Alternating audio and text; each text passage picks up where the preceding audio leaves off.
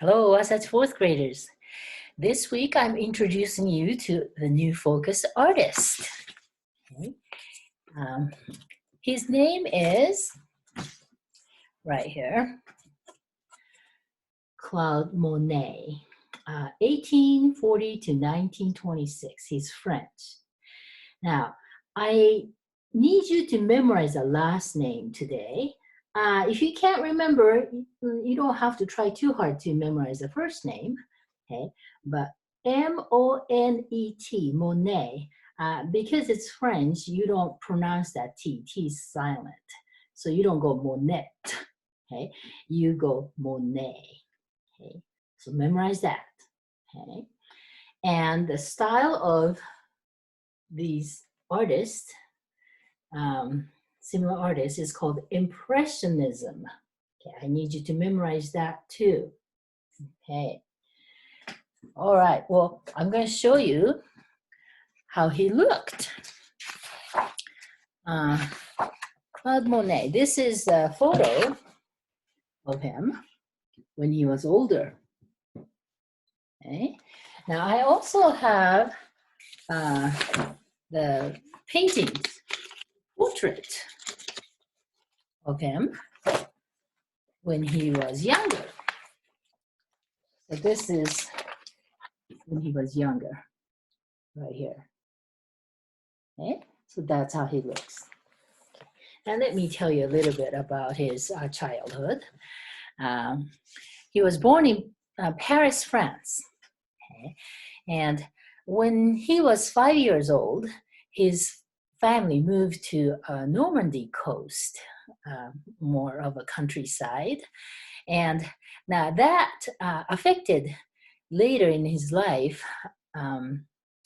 when he started painting quite a bit, because right there he was close by the ocean and the beautiful nature surrounded by beautiful scenery. So that was a good move as a family. Okay.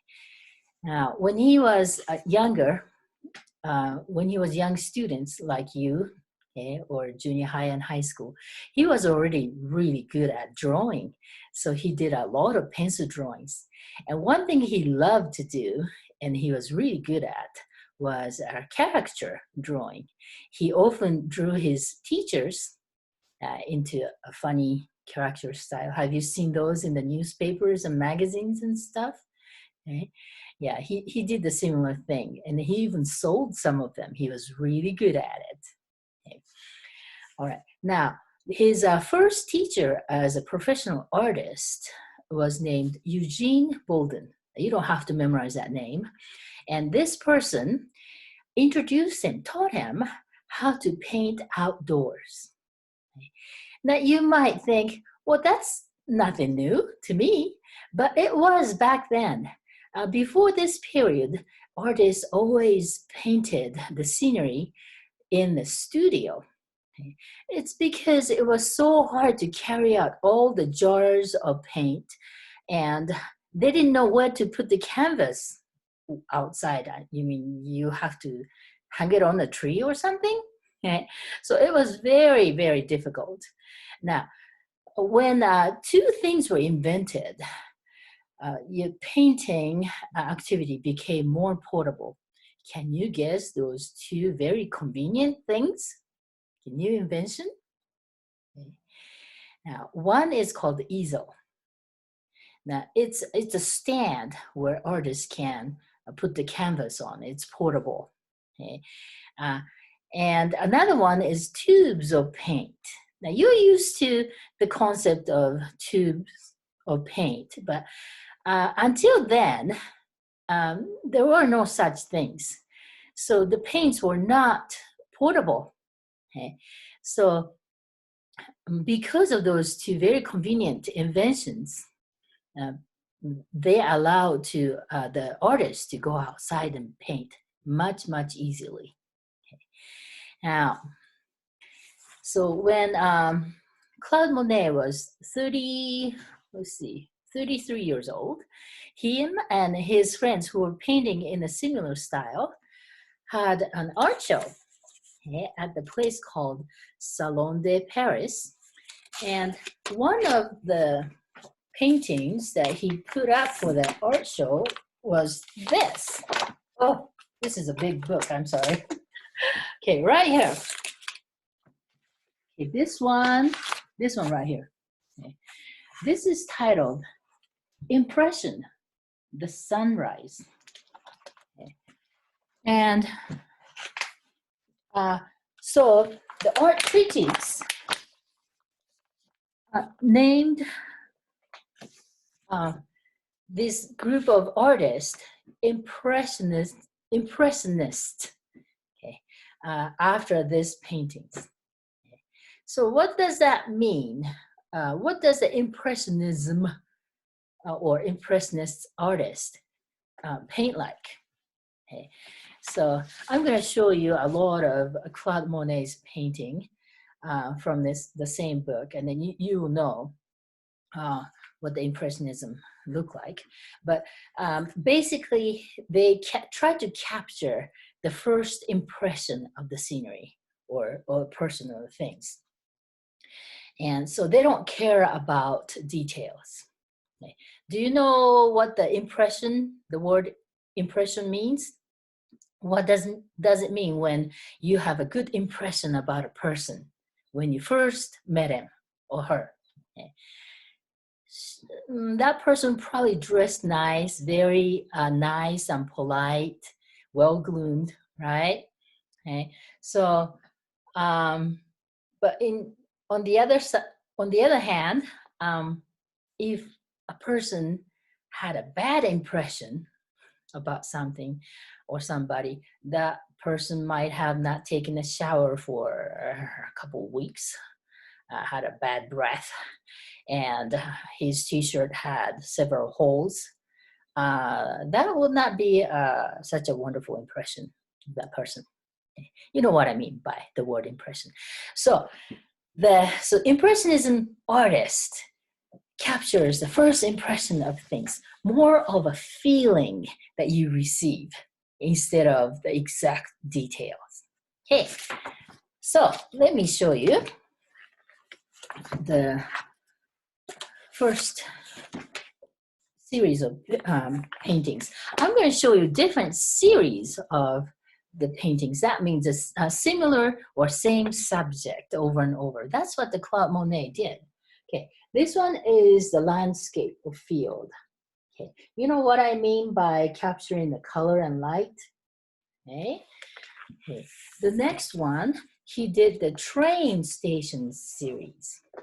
And this was a time of industrial revolution, okay, all over, in France too. And this was very new and exciting thing. It's a steam engine. So he painted the train, the station over and over. Okay. Another series is haystack. Yep, haystack. It's a simple haystack like this. Okay. And he painted a lot of them.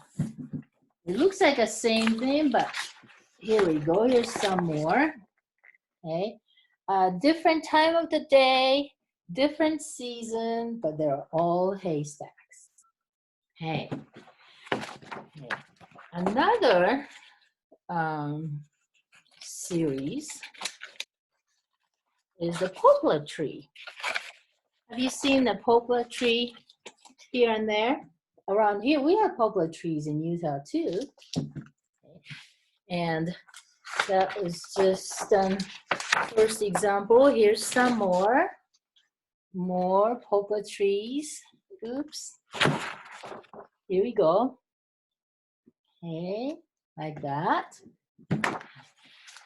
And he did paint the buildings. It's a big cathedral, the big old church right there. Different time of the day, different angle. Okay.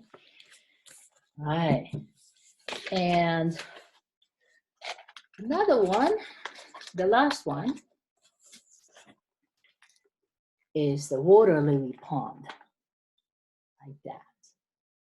Now this comes later in his life. When he became older, it increasingly became hard for him to go outside and paint all the time. So he moved to another place and bought a land, the woodland, and he built his own house and a garden, water lily garden. And I have a picture. This is actually a photo of him in his garden. This is very famous, Monet's water lily garden. He used willow trees and water lilies and Japanese style garden. Can you see the, not garden, the bridge? That's the Japanese style bridge right here. Okay. And he made all that so that he wouldn't have to go outside everywhere here and there.